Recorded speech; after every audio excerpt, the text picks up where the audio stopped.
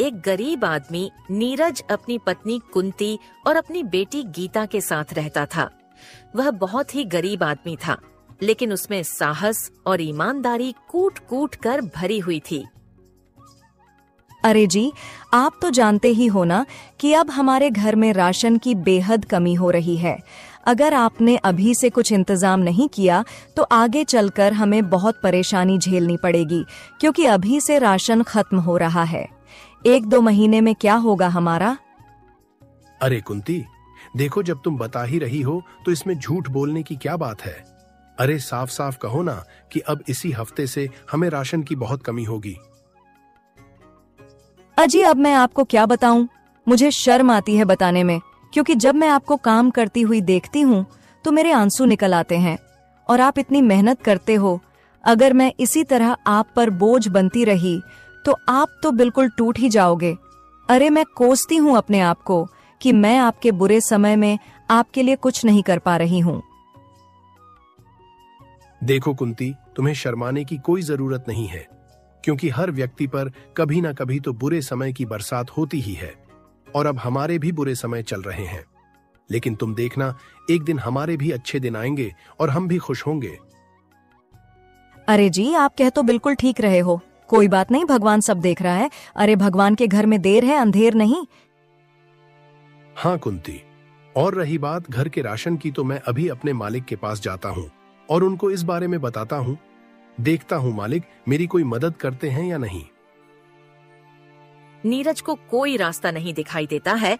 तब वह अपने मालिक के पास जाने का फैसला करता है, क्योंकि उसका मालिक अलग स्वभाव का था। इसीलिए नीरज उससे ज्यादा उम्मीद नहीं रखता। नीरज अपने मालिक के घर की ओर निकल पड़ता है। मालिक, आप तो जानते ही हो ना कि मैं बहुत गरीब मजदूर हूँ और मैंने आपके सारे कामों में आपका हाथ दिया है। जहां तक कि आपकी फैक्ट्री बिल्कुल डाउन चल रही थी, उस समय भी मैंने कई अपने जैसे मजदूरों को काम मजदूरी दिलवाकर काम करवाया। और अब मुझे पैसों की बहुत जरूरत है मालिक, क्योंकि मेरे घर में राशन की बिल्कुल कमी हो चुकी है। पिछली बार मैंने अपने पड़ोसी से राशन लिया था, लेकिन अब उसने राशन देने से मना कर दिया। देखो नीरज, हाँ माना कि तुमने मेरा बहुत साथ दिया है, लेकिन ऐसा तो नहीं है कि मैं तुम्हारा साथ ना दिया हो। अरे तुम्हें जब पैसों की जरूरत थी, जितने पैसों की जरूरत थी, मैंने तुम्हें इतने पैसे दिए। लेकिन अब मैं भी मजबूर हूं, क्योंकि मेरी फैक्ट्री बिल्कुल घाटे में चल रही है। इसलिए अब मैं ये फैक्ट्री बंद कर रहा हूं। इसीलिए हो सके तो मुझे माफ करना, क्योंकि मैं अब तुम्हारी कोई मदद नहीं कर सकता। मालिक, यह आप क्या कह रहे हैं? अरे आप मुझसे माफी क्यों मांग रहे हो? माना कि आप मेरी मदद नहीं कर पा रहे हो, लेकिन आपने कभी ना कभी तो मेरी मदद की थी ना, इसलिए आप कृपया करके मुझे इस प्रकार की माफी मत मांगी। मैं आपके सामने शर्मिंदा हूं मालिक। नीरज, मैं तुमसे माफी इसलिए मांग रहा हूं कि तुम्हें ऐसा ना लगे कि मैं अपने स्वार्थ के लिए तुम्हारी मदद नहीं कर रहा, क्योंकि मैं भी मजबूर हूं और अपना घर चलाने के लिए मैं भी कोई दूसरा काम देखूंगा। नहीं मालिक, काश ऐसा ना हो और आपकी फैक्ट्री फिर से अच्छी चलने लगे। अच्छा मालिक, अब मैं चलता हूं, क्योंकि मुझे कहीं दूसरी जगह मदद मांगनी है। अपना ख्याल रखना मालिक।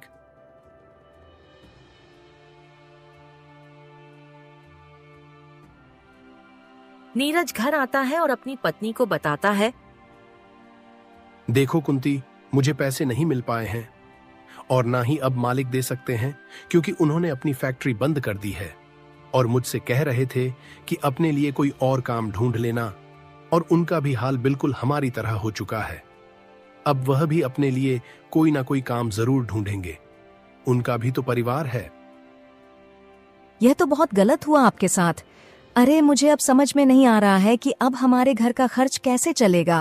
पहले तो सिर्फ राशन की चिंता थी, लेकिन अब तो और भी चिंता हो चुकी है, क्योंकि अब तुम्हें कहीं और जगह काम ढूंढना होगा और पता नहीं वहाँ काम मिलेगा भी या नहीं।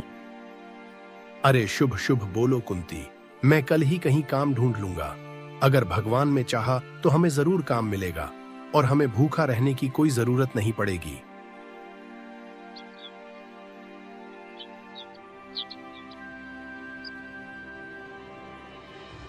अगले दिन सुबह होते ही नीरज काम की तलाश में निकल जाता है। वह एक बड़े जमींदार के पास जाता है और उससे कहता है, नमस्ते जमींदार साहब। जमींदार साहब, मैं बहुत गरीब आदमी हूँ और आपके यहाँ कोई काम हो तो मुझे दे दो। मैं सभी काम करने के लिए तैयार हूँ। देखो, फिलहाल के लिए अभी मेरे पास कोई काम नहीं है, और अगर कोई काम होगा तो मैं तुम्हें जरूर बताऊंगा, क्योंकि अभी मेरे पास बहुत सारे मजदूर काम कर रहे हैं। तो जब कमी होगी तब तुम्हें बताऊंगा। जमींदार के मुंह से ऐसी बात सुनकर नीरज बहुत उदास हो जाता है। फिर नीरज इधर उधर काम की तलाश में घूमने लगता है, लेकिन उसे कहीं काम नहीं मिलता। फिर वह थक हार कर एक पेड़ के नीचे बैठ जाता। हे भगवान, तू इस गरीब की कैसी परीक्षा ले रहा है। अरे यह तो मुझे कहीं काम नहीं मिल रहा है, और दूसरा, मैं अपनी पत्नी से वादा करके आया हूं कि आज तो राशन का इंतजाम कर ही दूंगा, लेकिन कुछ नहीं हो पा रहा। भगवान मेरी मदद कर, नहीं तो हम भूखे मर जाएंगे। नीरज भाई पेड़ के नीचे बैठा होता है, तभी एक आदमी आता है और नीरज से कहता है, अरे भाई, इस बार सुनने में आया है कि अब बहुत बारिश होगी और बाढ़ आने का भी खतरा है। अरे भाई, ये तुम कैसी बातें कर रहे हो? भगवान चाहे तो ऐसा ना हो। अरे अगर ज्यादा बारिश हुई तो सभी किसानों की फसल खराब हो जाएगी और हम जैसे मजदूरों को कहीं भी काम नहीं मिलेगा। पता नहीं अगर बारिश हुई तो क्या होगा। भाई, अब मैं क्या बताऊं, मैंने जो अखबार में पढ़ा था और अब मैं वही आपको बता रहा हूं, और आगे का ईश्वर जाने। नीरज चुपचाप घर चला आता है और अपनी पत्नी को बताता है, कुंती, मैं क्या करूं? मैं सब जगह काम की तलाश की, लेकिन किसी ने मुझे काम नहीं दिया। अब हमारा क्या होगा? कुंती, मुझे तो कुछ समझ में नहीं आ रहा। अरे जी, पता नहीं भगवान हमारे साथ ऐसा क्यों कर रहा है, क्योंकि हमारे घर में राशन तो बिल्कुल खत्म था ही, लेकिन अब तो हमारी बेटी गीता की तबीयत बहुत ज्यादा खराब हो चुकी है और उसको देखकर ऐसा लग रहा है कि इस बुखार आया हुआ है। कुंती, अब मेरे पास कोई रास्ता नहीं बचा है और मेरे पास एक भी पैसा नहीं बचा है। आप बताओ, मैं क्या करूं? अपनी बच्ची की दवाई कहां से लाऊं? कुछ ही देर में गीता की तबीयत और भी ज्यादा खराब हो जाती है, जिसको देखकर दोनों पति पत्नी बहुत डर जाते हैं। और फिर कुंती नीरज से कहती है, अरे जी, देखो, हमारी बेटी की तबीयत और भी ज्यादा खराब हो रही है। हम लोग ऐसे हाथ पर हाथ धरे नहीं बैठ सकते। अरे अगर जल्दी से इसे इलाज नहीं मिला तो इसकी तबीयत में कुछ और हो सकता है।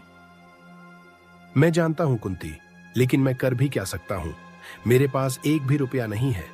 अच्छा कुंती, मैं ऐसा करता हूं कि अपने दोस्त रमेश के पास जाता हूं, उससे कुछ मदद मांगता हूं, देखता हूं वह मेरी कुछ मदद करता भी है या नहीं। ठीक है जी, आपको जहाँ जाना है वहाँ जाओ, जिसके पास जाना है उसके पास जाओ, लेकिन बहुत जल्दी जाओ, क्योंकि हमारे पास वक्त बहुत कम बचा है। नीरज रमेश के घर को जाने के लिए निकल पड़ता है। अरे रमेश भाई, मेरी बेटी की तबीयत बहुत ज्यादा खराब है और उसके इलाज के लिए मेरे पास पैसे नहीं हैं, तो कृपया करके तुम मेरी कुछ मदद कर दो। मैं आपका ये एहसान जिंदगी भर नहीं भूलूंगा। देखो नीरज भाई, इस समय मेरे घर के हालात भी बहुत खराब चल रहे हैं। अरे जितना घर में खर्च हो रहा है उतनी तो मेरी कमाई भी नहीं है, तो कृपया करके मुझे माफ कर देना। मैं तुम्हारी मदद नहीं कर पाऊंगा, और अगर मेरे पास पैसे होते तो भाई साहब मैं आपकी तुरंत मदद करता। मैं शर्मिंदा हूं अपने इस वक्त पर कि तुम्हारे बुरे समय में मैं तुम्हारा साथ नहीं दे पा रहा हूं। ये तुम कैसी बातें कर रहे हो रमेश भाई? क्या सच में तुम मेरी मदद नहीं कर सकते, या फिर मेरी बेटी की जिंदगी तुम्हारे पैसे से कम है?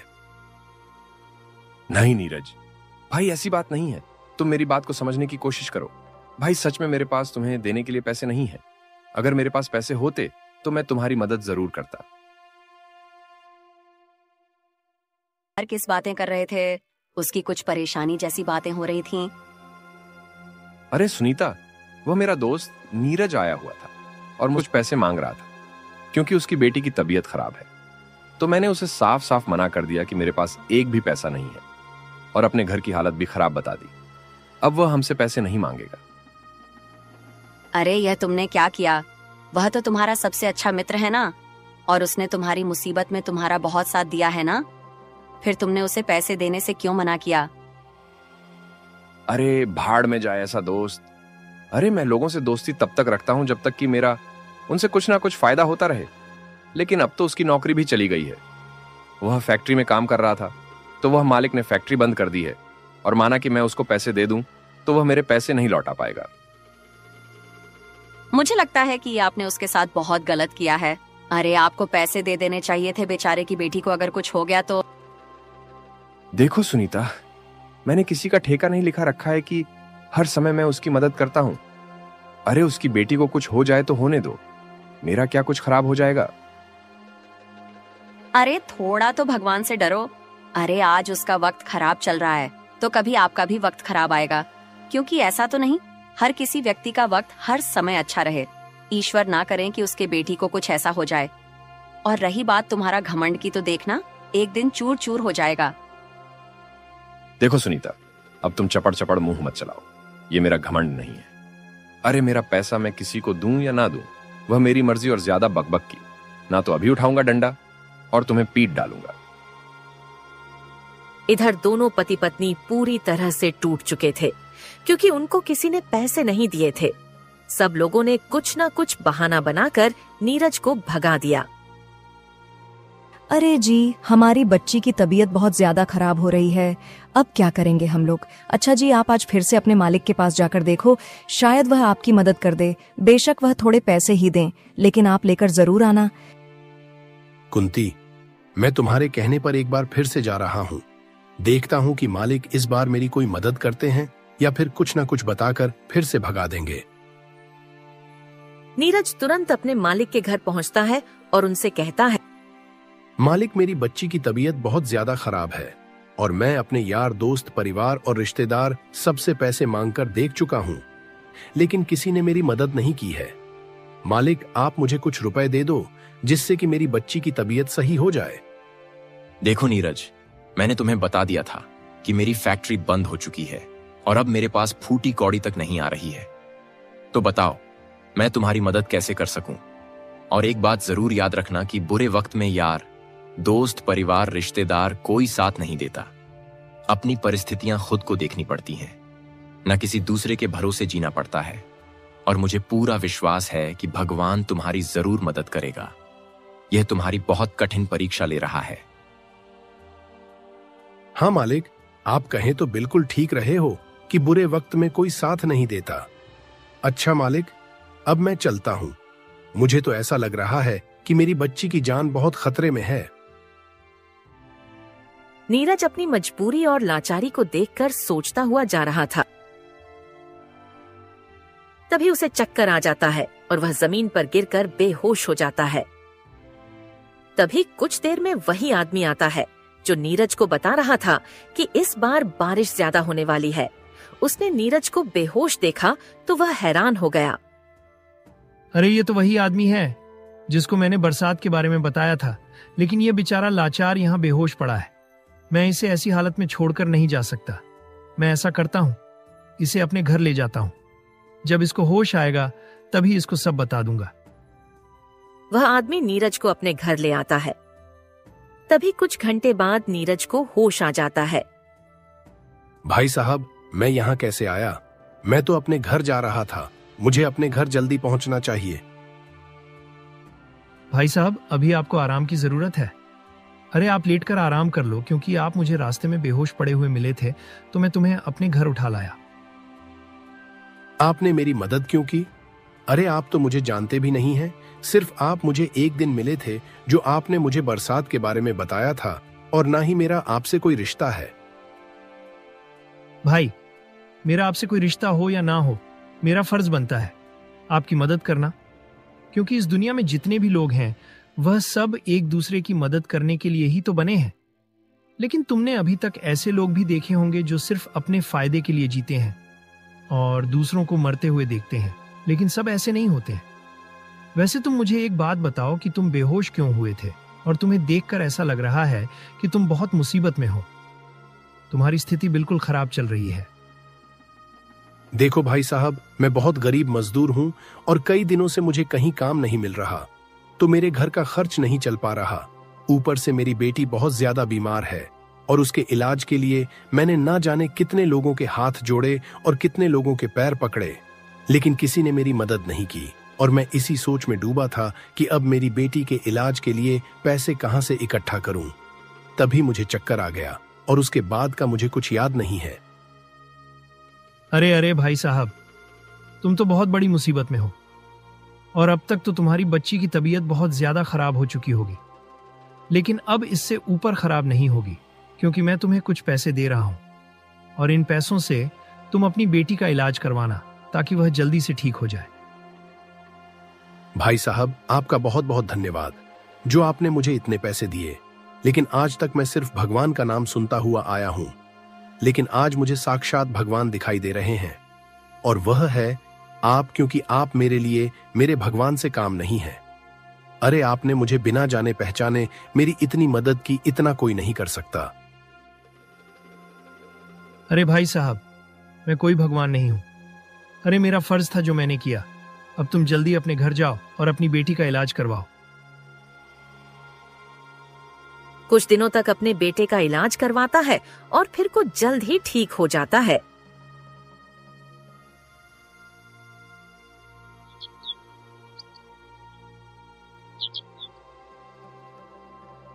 अरे जी, आपने बताया नहीं कि आप पैसे कहाँ से लाए थे। कुंती, मैं तो उस आदमी को जानता भी नहीं था। सिर्फ वह मुझे एक बार मिला था जब उसने मुझे बताया था कि इस बार बारिश बहुत ज्यादा होने वाली है, और दूसरी बार तब मिला जब मैं बेहोश हो गया था, और उसके बाद उसने मेरी बहुत सेवा की। लेकिन फिर बाद में उसी ने मुझे पैसे दिए और कहा कि तुम इन पैसों से अपनी बेटी का इलाज करवा लेना, और वह जो भी था वह मेरे लिए भगवान से काम नहीं था। आज उसी की बदौलत हमारी बेटी अच्छे हाल में है। चलो, अच्छा ही हुआ वह आदमी आपको मौके पर मिल गया और उसी की बदौलत हमारी बेटी आज सही सलामत है। लेकिन आपके पास अभी कुछ रुपए बचे हैं, तो आप ऐसा करो, उनसे अपने गांव में ही एक अच्छी सी दुकान खोल लो। हाँ कुंती, तुम बिल्कुल ठीक कह रही हो। मैं आज ही एक दुकान खरीदकर उसी में सामान भरकर बेचने लगूंगा। फिर नीरज ने अपने गांव में एक छोटी सी दुकान खोली और उसी से अपने घर का खर्च चलाने लगा। तो दोस्तों, इस कहानी से हमें ही सीख मिलती है कि हर आदमी पर कभी ना कभी बुरे समय तो पड़ते हैं और उसके सामने बहुत से बुरे लोग भी आते हैं, लेकिन कहीं ना कहीं अच्छे लोग तो होते ही हैं और वही बुरे वक्त में मदद करते हैं। तो दोस्तों, हमें बुरा नहीं बल्कि अच्छा बनना है और हर किसी की मदद करना है।